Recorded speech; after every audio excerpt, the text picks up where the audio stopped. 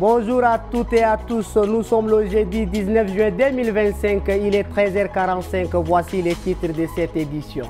Grève des transporteurs, N'Djamena paralysé, la capitale s'est réveillée à l'arrêt ce matin, aucun bus en circulation, des arrêts bondés, des usagers désemparés à l'origine, une grève de 2 jours lancée par le syndicat des transporteurs.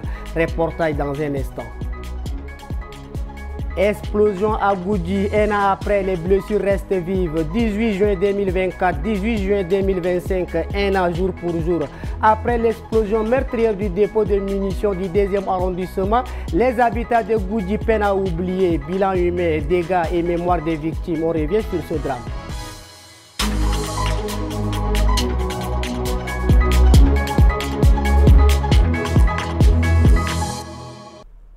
Ce matin, les usagers de bus de transport en commun ont été surpris par une scène inhabituelle aux arrêts.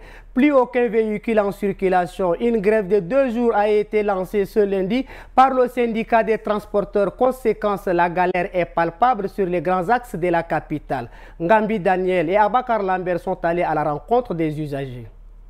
Ce matin, le réveil n'a pas été le même pour Darcia Gomgoyo. La grève des transporteurs urbains a changé la trajectoire de sa journée. Il a fait farce à grand marché à pied, une distance d'environ 10 km. C'est une fois ici qu'il se rend compte du cataclysme. Lui, qui marchait dans l'espoir de trouver un bus pour se rendre à Ambata dans le 7e arrondissement, à la sortie est de la ville. Alors que la journée commence à peine, Darcia est lessive. Je suis à la recherche de bus, le car, pour le déplacement, mais je ne vois aucun car qui est en déplacement. Je ne sais pas qu'est-ce qui est à l'origine, mais ça fait vraiment inquiet la population. Sinon, c'est ça le moyen qui aide vraiment la population à se déplacer. Mais aujourd'hui, je vois, c'est vraiment malheureux. Selon les syndicats des transporteurs, cette grève intervient suite à la première alerte lancée il y a 3 semaines, restée sans suite. Le nœud du problème, la hausse du prix et la rareté du carburant. Les discussions sont actuellement en cours avec les autorités pour trouver une issue favorable. Il y a un an, le 18 juin 2024, une explosion dévastatrice secouait le quartier Goudji dans le 2e arrondissement de N'Djamena. Un dépôt de munitions sautait, faisant plusieurs morts et de nombreux blessés. Aujourd'hui encore, les cicatrices restent visibles. Retour sur ce drame qui a marqué les esprits. Un sujet sien, Ngambi Daniel. Ce mardi 18 juin 2024, Ahmad Mahamat Abdelmanan regardait un match de football avec ses frères dans ce salon. Mais peu de temps après, l'impensable se produisit. Un incendie s'est déclaré dans le gigantesque dépôt de munitions de l'armée, provoquant des explosions puissantes ressenties d'abord dans le quartier, puis la ville. Le point de départ était à quelques mètres de chez lui. C'est la panique, puis la débandade. Lui et ses frères sont obligés de quitter le quartier. Le lendemain matin, à son retour, c'est une scène de désolation qu'il trouve. Tout le bâtiment est endommagé et la réfection est évaluée à hauteur de dizaines de millions. Le quartier a été vraiment catastrophique. Comment je vais employer ça? C'était tellement catastrophe puisque tous les gens qui sont en train de sortir pour chercher un réfugié à autre quartier, quoi. En fait, tout le monde cherche à quitter ce quartier. Et il n'y a pas de circulation, encore la circulation même est dense. Quelques heures après le drame, le gouvernement a annoncé une assistance aux victimes. Mais depuis, aucune suite n'a été donnée. Et on a écouté cette commission, ils ont trouvé leur argent. Mais ici au Goudji Hamorogo, je vous assure à 100%. Sûrement, on n'a rien trouvé. Et vraiment, ils sont venus pour nous sensibiliser, pour rien. Ils sont venus pour nous filmer. Certaines adéminages sont venus ramasser leurs trucs et ils sont partis une fois. Ils n'ont pas revenir. L'explosion de la poudrière de Goudji a fait état de 9 morts et 46 blessés. Et en souvenir que les survivants porteront à vie. Ce mercredi 18 juin, les sénateurs de N'Djamena ont entamé une tournée dans plusieurs arrondissements de la capitale. Objectif, constater les réalisations des maires et recueillir les doléances des communes.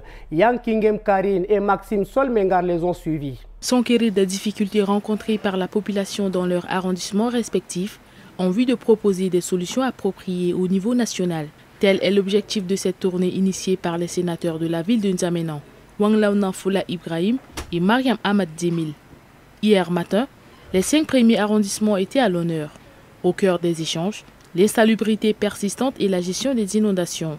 Les 2 jours qu'on a eu de la pluie, ça nous a vraiment alertés. Et puis on a vu que vraiment la situation de la ville d'Indiamena est très grave. Alors donc avant que la saison pluvieuse vienne, il faut qu'il ait les moyens pour vraiment travailler et faire face à ces inondations. L'occasion pour les maires d'exhorter les sénateurs à porter les doléances auprès des autorités compétentes dans l'espoir des mesures concrètes. Cette tournée se poursuivra dans les 5 autres arrondissements. À N'Djamena, les karatékas tchadiens affûtent leur technique en vue d'une compétition sous-régionale prévue ce 19 juin. Sous une chaleur étouffante, ils enchaînent les mouvements avec rigueur et détermination. L'équipe des Tchadiens a assisté à l'une de leurs séances. Reportage à suivre. En kimono blanc, ceinture nouée à la taille, ils s'entraînent avec rigueur sur les tatamis de la salle de la Fédération internationale de judo. Repartis en 3 catégories, cadets, juniors et seniors, ces athlètes peaufinent leur technique dans 2 épreuves, le kata par équipe et le kumite, le combat libre. À chaque entraînement, concentration, effort physique et respect des consignes. Leur objectif est clair, être prêt pour le 16 juin, date à laquelle le Tchad accueillera 8 nations pour une compétition internationale de karaté. Je crois que le niveau est très bien. Ils ont un bon niveau maintenant. Les cadets, aussi les seniors qui sont là et les juniors.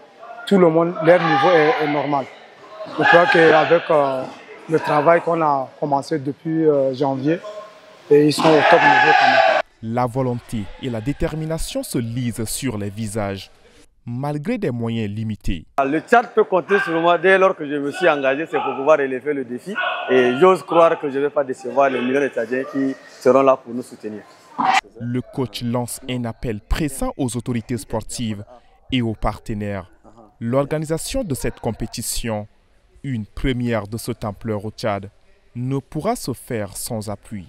Et puis les principaux titres de l'actualité internationale vous seront présentés par Mbaïlassem Emmanuel. En République démocratique du Congo, le ministre de la Justice, Constant Moutamba, a officialisé sa démission ce mercredi 18 juin 2025. Poursuivi dans une affaire de détournement de deniers publics, il avait rencontré la veille le président Félix Tshisekedi, qui ne se serait pas opposé à son départ pour permettre à l'ancien garde des Sceaux de faire face à la justice. Une démission attendue, voire inévitable. Selon la constitution congolaise, un ministre mis en cause ne peut se maintenir en fonction une fois les poursuites autorisées par l'Assemblée nationale, ce qui fut le cas ce dimanche 15 juin au soir en RDC. Constant Moutamba n'avait donc d'autre choix que de se retirer. Au Burkina Faso, le capitaine Ibrahim Traoré était ce dimanche 15 juin sur le terrain pour motiver les troupes. Le président de transition s'est rendu à Pau, au célèbre camp Thomas Sankara, qui abrite le Centre national d'entraînement commando. Alors qu'il rendait visite aux forces de la région centre-sud, le capitaine s'est exprimé devant des élèves officiers. C'est la première grande déclaration du chef de l'État burkinabé à ses forces armées depuis une série d'attaques djihadistes sur les communes de Dibo, Diabaga, Solé et d'autres il y a un mois. La guerre au Soudan dépasse désormais les limites de l'imaginable, a dénoncé ce mardi 17 juin une mission d'enquête de l'ONU. L'organisation sonne l'alarme face à l'intensification des violences contre les civils, dont les souffrances ne cessent de s'aggraver. Le conflit est devenu de plus en plus complexe et brutal. La violence sexuelle est devenue une arme de guerre généralisée et systématique, déplore-t-elle, tout comme l'instrumentalisation de l'aide humanitaire. Merci de votre fidélité et excellente suite de programmes sur notre antenne.